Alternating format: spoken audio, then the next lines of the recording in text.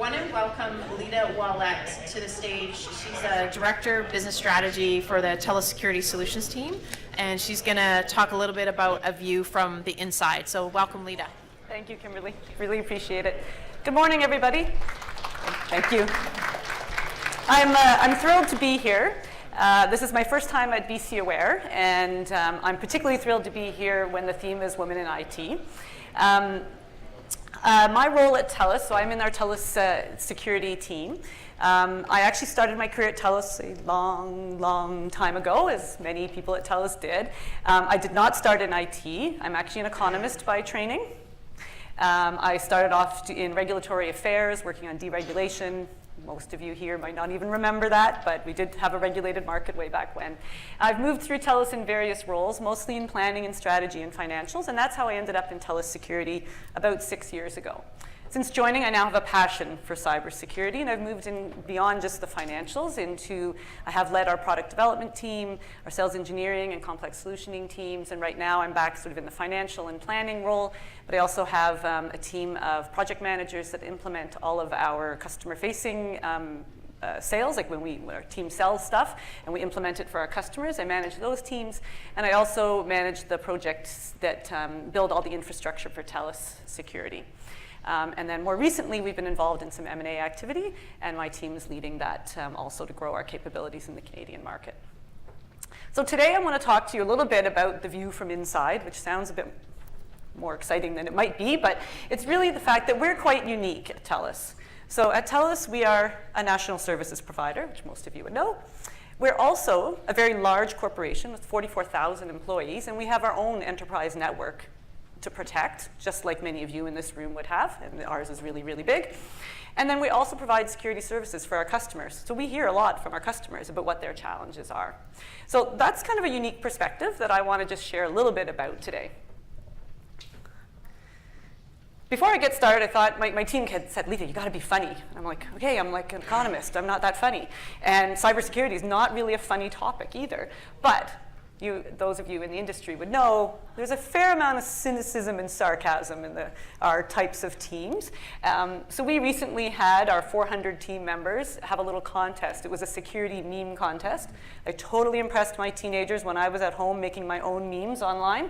And we had our team submit those, and these are a couple of the funny ones. So this is my little bit of funny at the beginning of the presentation before we get into the more serious stuff.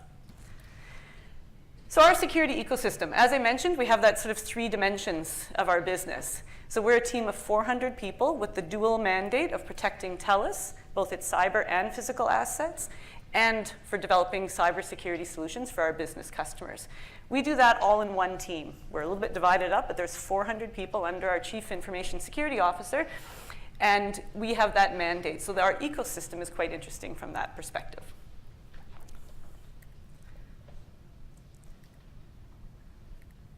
Okay, so I'm going to start off by talking a little bit about the threat landscape, and I think a few of the speakers before me went through this, so I'll skip through this pretty quickly. I think we're also running a bit behind. So most of you would know one of the most, one of the groups that is most prolific right now in the industry are what we call cyber criminals or digital gangs.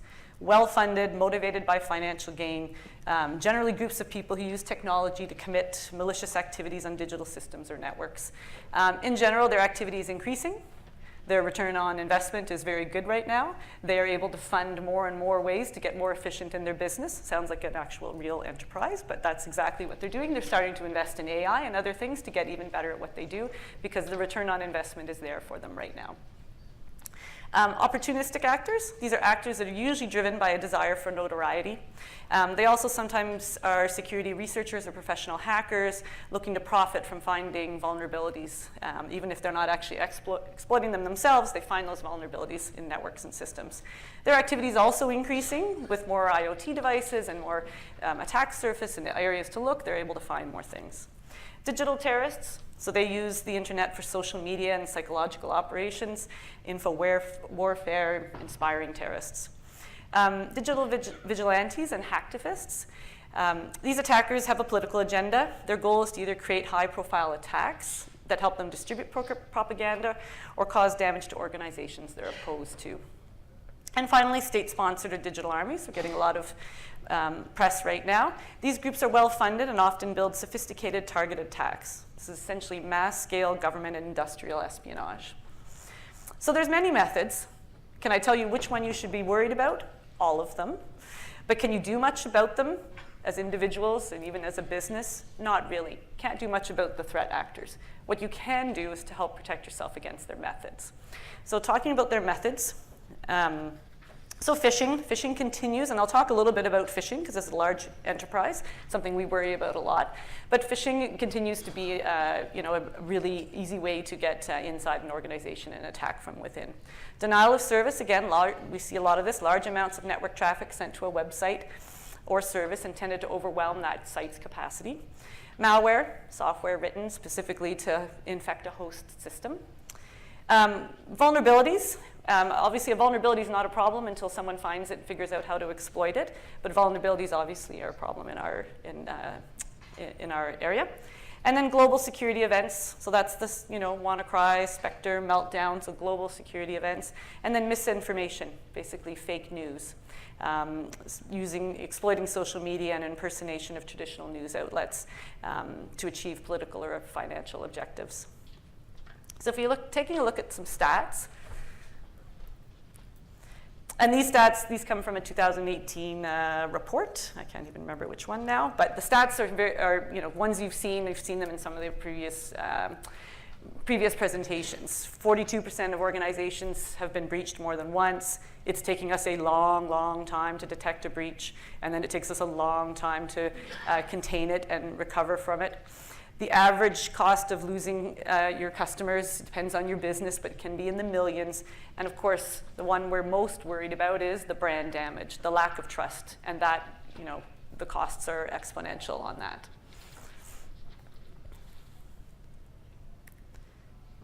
So what do we see on our network in this unique perspective? So we actually have what we call our ecosystem report. This is a quarterly report that we provide to our customers, and it gives them a little bit of a view of what we see inside the network. So for enterprises and enterprise security managers, and most of the way you can find out about what's going on in cybersecurity is really social media, technology security news, automated threat feeds are really your primary source of security trends. And while the cyber threat intelligence as a product is growing, it's sometimes really hard to take the information you get from those threat feeds and really contextualize it for your environment and understand what it really means to you. As a national service provider, we do have visibility beyond the individual organizations. This is a level of visibility that allows us to understand and provide a unique perspective for most cyber threats.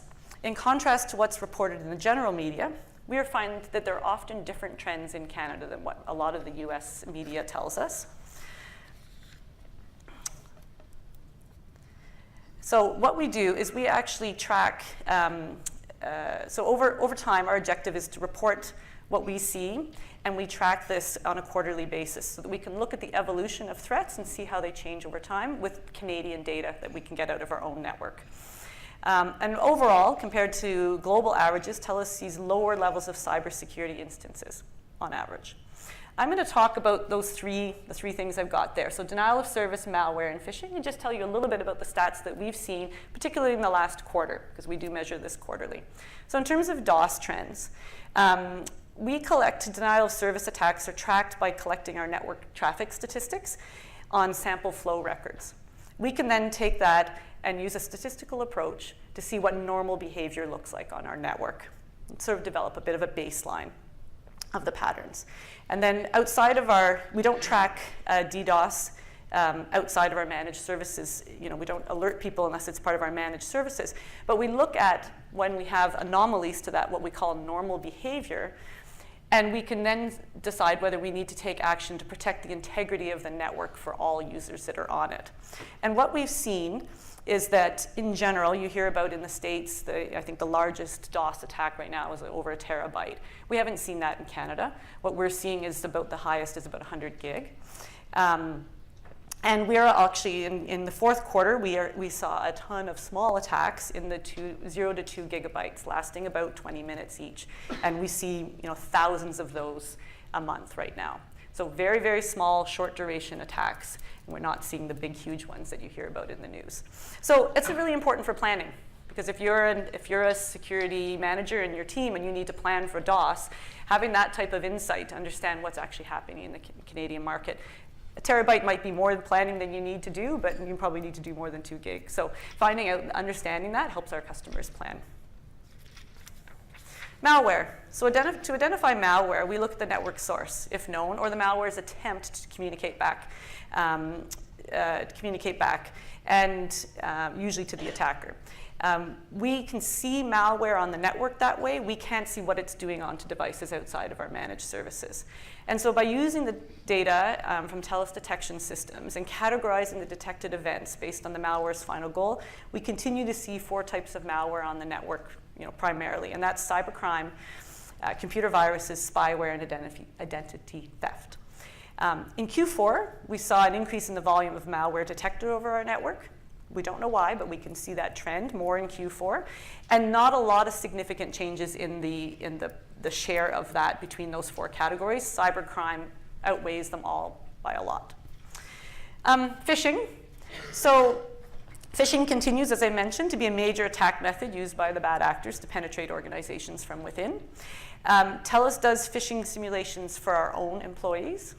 We don't do phishing simulations for our email, users, consumer users, but those email users on the Telus network benefit from the filters that we've put in to block known malicious emails. And those filters are really derived from our aggregate experience as a provider and in conjunction with our email partners. So we are blocking a lot of bad email before it even gets to Telus users on the consumer base. For our own employees, we have conducted phishing simulations multiple times a year, most of them getting harder and harder and harder, and then we're managing our click rates to see how we're doing. We recently changed the criteria for our phishing simulations. We used to only measure telus.com, so enterprise email addresses on Telus devices. We recently expanded the phishing into still Telus devices, but any email. So I have a Telus iPhone, and I have my telus.com email on it. I also have my Gmail on there, or other personal emails. So we've expanded. And of course, once we expanded that, our click rates went up. But that's part of the process. So we see a number of phishing campaigns come in. We track them by numbers of campaigns. We track the numbers of campaigns and how many emails actually get through the system. So many of them do get blocked, and others get through. We saw a big decrease in Q4. We don't understand why yet, but in Q3 we had about 6,000 emails get through.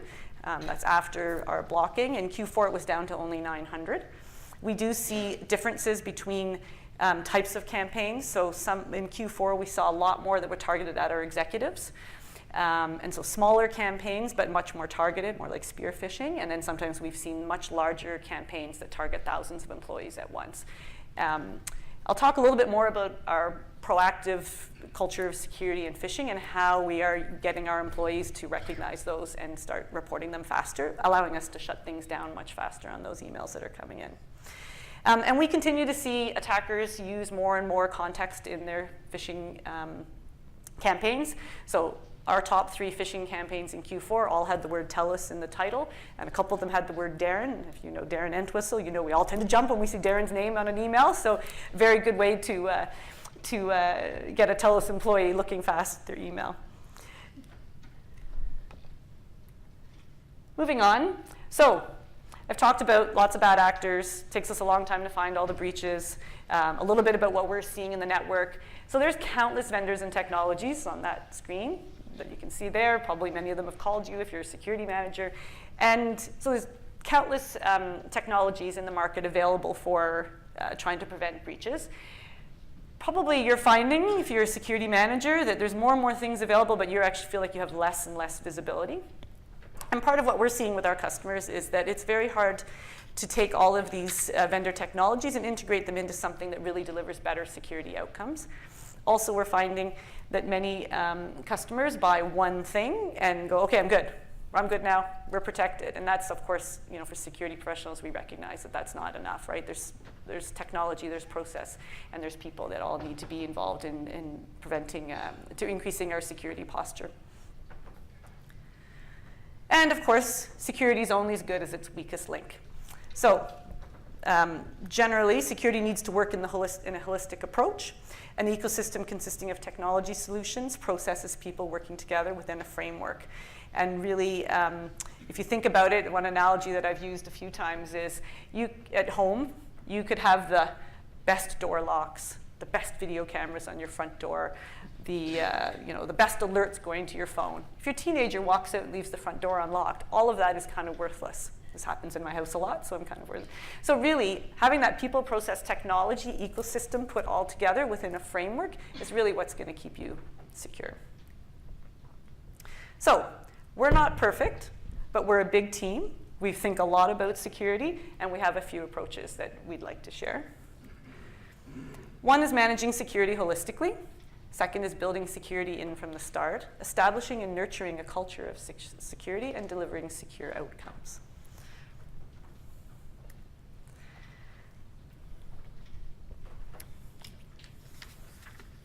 So I've got up here the NIST framework, but any a framework is good. A well thought out set of processes and guidelines will reduce the likelihood of breaches from cyber attacks. It improves your organization's response time when a breach does occur. So the NIST framework provides standards, guidelines, and best practices to manage cybersecurity risk, and it gives you the complete scope.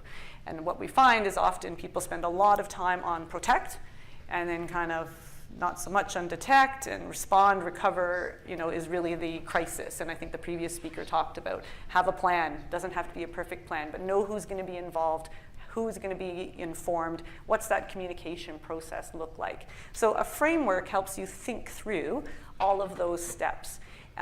Last night I was at the CXO panel, and one of the speakers said, depending on your organization, you may be at a very low maturity level. And that's okay if you've got a plan to move up that level.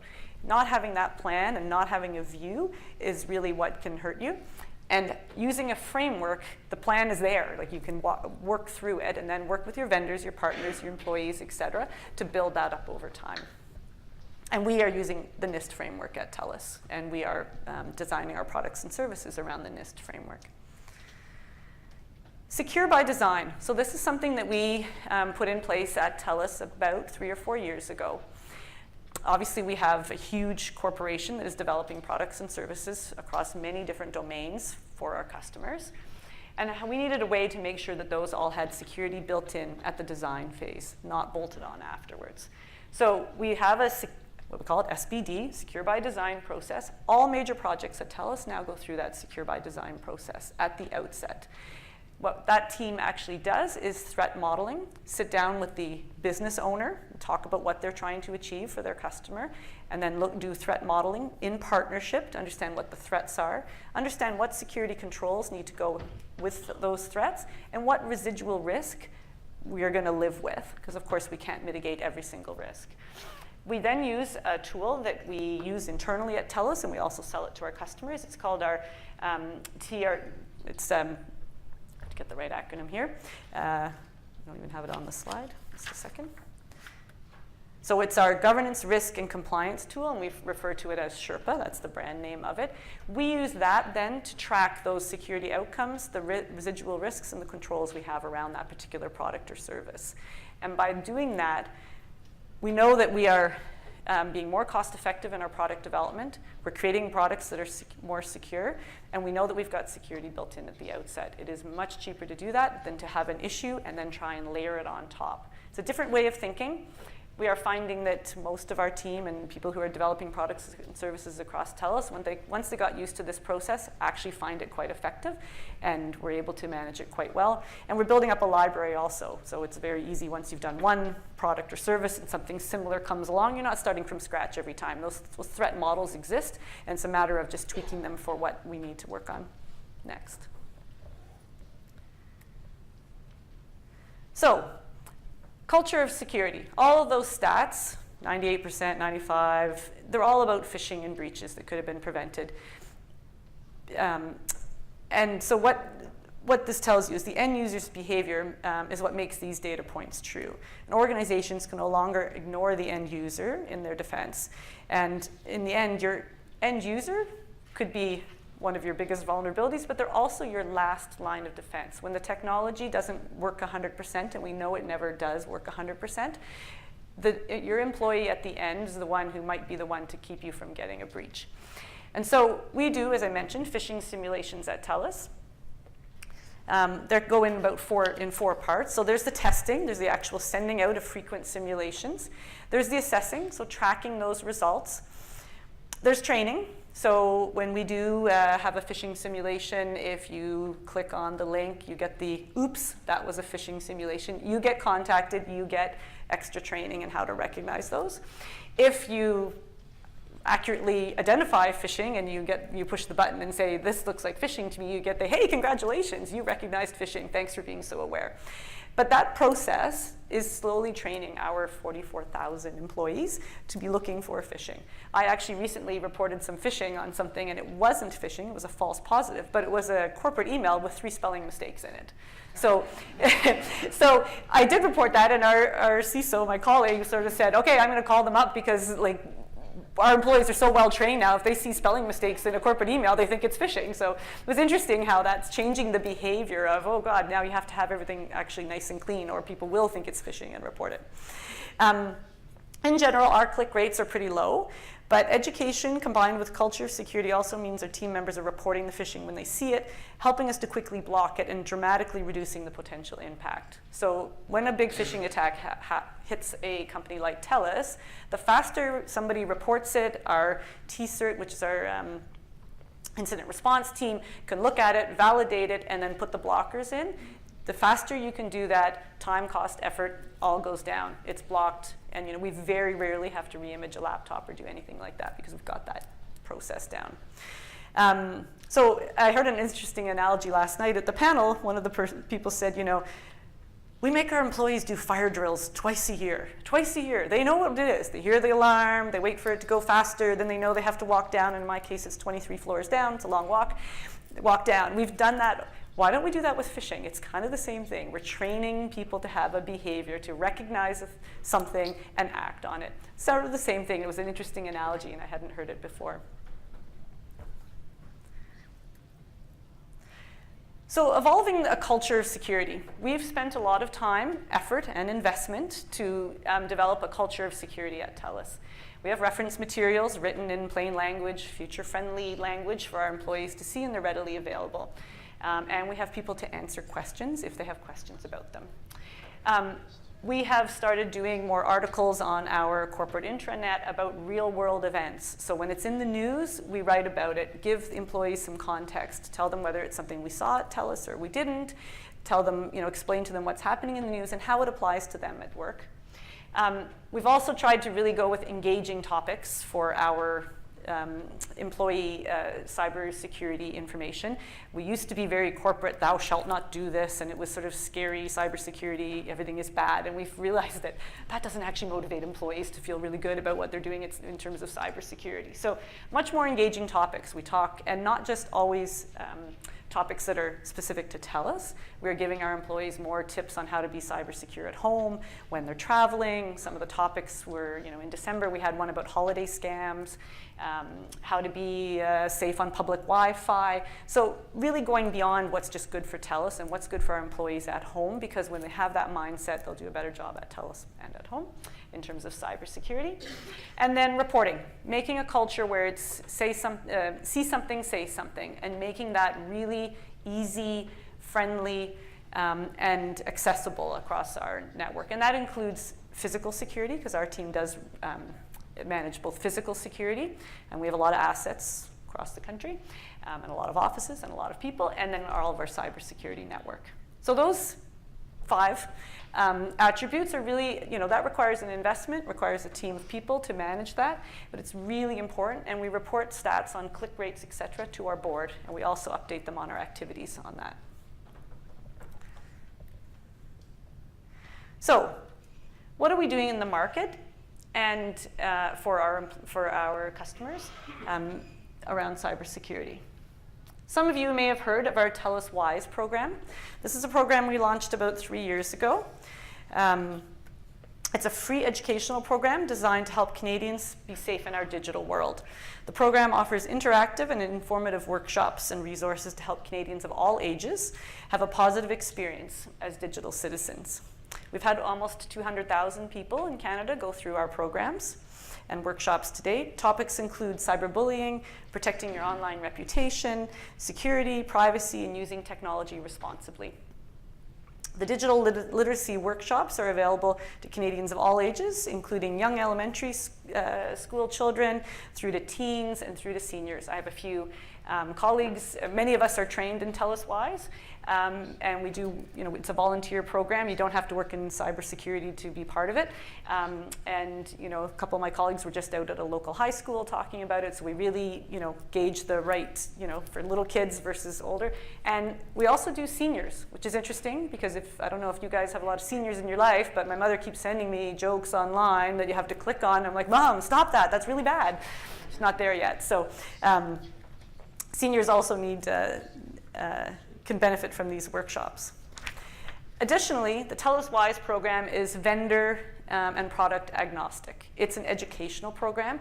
You do not have to be a Telus customer to access it. Businesses can request a workshop for their organization. Again, you don't have to be a Telus customer. The more aware and informed your employees are, the more likely they are to be stronger cybersecurity employees at work. And if you're interested in the program, you're interested in taking something home for your kids today, you can visit the Telus booth. We do have Telus Wise materials available for you there.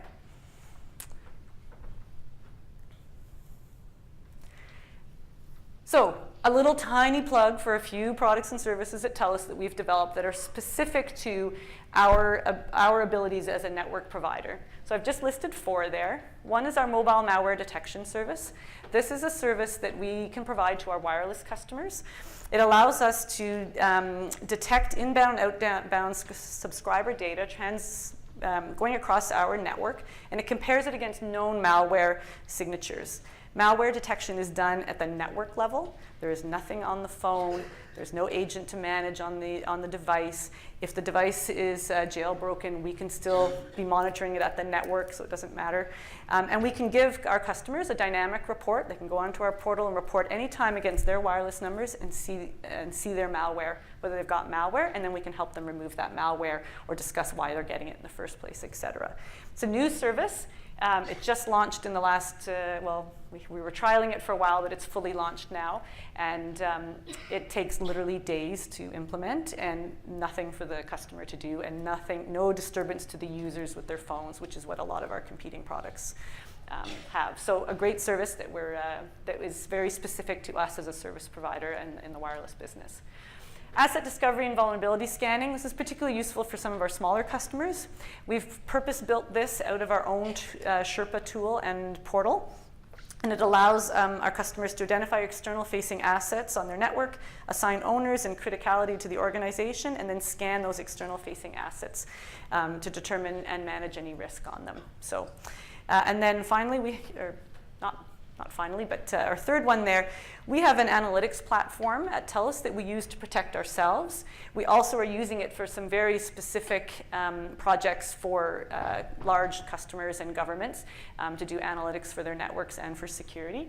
But we also have been able to develop a very low-cost SIM service using it for our mid-market customers who may not be able to afford a logarithm or whatever. We've got a basic SIM service that we can offer using our own home-built analytics platform. And finally, our Sherpa GRC tool, I mentioned this. We use it at Telus to manage our risk and compliance across our entire network, and we have that available, and we've built that. It's our IP and software, and we sell it to our customers to use in their networks. So, are we good for time? Yeah. Yep. Okay, because I think this is my last slide actually, so I'll probably get us back on time, give people a break. So threats, so if I can leave you with 4 key takeaways from today. Threats are evolving, security spending is up, but so are the breaches. We talked about all those stats. A framework approach applies a more holistic view of security beyond technology, preparing your organization for the inevitable breach. Creating a culture of security is critical to strengthen your first line of defense. And finally, TELUS is uniquely positioned to offer services based on visibility of our national network and its data traffic. If you'd like more information, I'd encourage you to go and speak to our team members. A few of our team members will be up at the TELUS booth. I'll be up there for a few hours today if you have any specific questions for me. And then you can see some of our links there on social media if you're interested. Sure, I can try and take a few questions if anybody has any.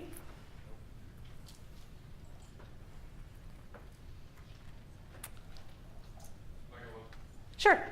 So your mobile detection product, is that a consumer-based product? No, that's a business-based product.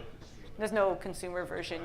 There is some plans in the works to actually have some type of app that may be able to help our customers. I'm not sure where that is in the development, but keep your eyes open for it. But yeah, this is for business customers who may have, 200 devices that their employees are using, and they need to see what malware is on there, and we can do that pretty easily using that detection. We use that detection to protect ourselves also. So the 44,000 employees who walk around with phones, TELUS make sure that we're malware free. Yes? During Rob's introduction this morning about the cybersecurity state of the union, he mentioned that phishing, training for phishing against phishing attacks is not sufficient anymore. And he didn't really speak a lot about how automation could help detect phishing. Could you perhaps elaborate on? Sure, I can elaborate a little bit. So I agree with Rob's statement, because I think what he was saying is training isn't enough. You must have the technology first, and the training is when that technology fails and the phishing emails still get through. So I'm not deep into what we do at TELUS, but we obviously have blockers in place for known attacks, or known phishing attacks. We would do that through our own aggregate view of phishing, and then we also would work with our email partners, so different tech vendors and technology that we partner with. So it's really, for all the ones that get through, how do you make sure that your employees would recognize it, block it, report it. So we literally have a phishing button on our email. You literally just think, I think this is phishing, and you push the button. It's that easy. That routes right into our incident response team, who then looks at it. If they believe it is phishing, they know where it's come from, they block it in the network, and it's blocked. So the training is the last piece of the defense. Everything else above it is the technology that works. And I think that was Rob's point, is you can't just rely on training people because there's just too much coming through. Does that sort of address it? Yeah, absolutely. Thank Okay. Yes? I'm curious to know, you mentioned the state-sponsored hackings. Do you see a lot of those hackings target towards businesses? No, we can't see that level of detail. So no, and it's not as, I think on the slide we had the ones that are increasing. Cybercrime is by far, by far cybercrime is the one that is the most activity in the market. Yes? Early on in the presentation, you mentioned that there are lots more smaller and more frequent attacks than the more DOS? Yeah. more frequent attacks than the large ones. Did that change your team structure and how you do that? No, it doesn't, because we at TELUS for our network are really monitoring the network for the shared availability of it. Those little attacks don't impact our network's availability for our customers. A really huge one might, and we would scrub that traffic off into our traffic scrubbers. But those little ones don't impact the overall TELUS network. Now, so that's at the TELUS network level. If we are managing, if you are a customer of ours and we are managing your cybersecurity and you've bought our DOS protection service, that size of attack may actually impact your network, and then you're of course paying us to scrub that and manage it for you. So those little ones are fairly small in the grand scheme of our network. Yeah. Pardon? We're good? It's time. I'm told it's time. I will be around all day, happy to chat, and thank you, and enjoy the rest of your day here at BC Aware.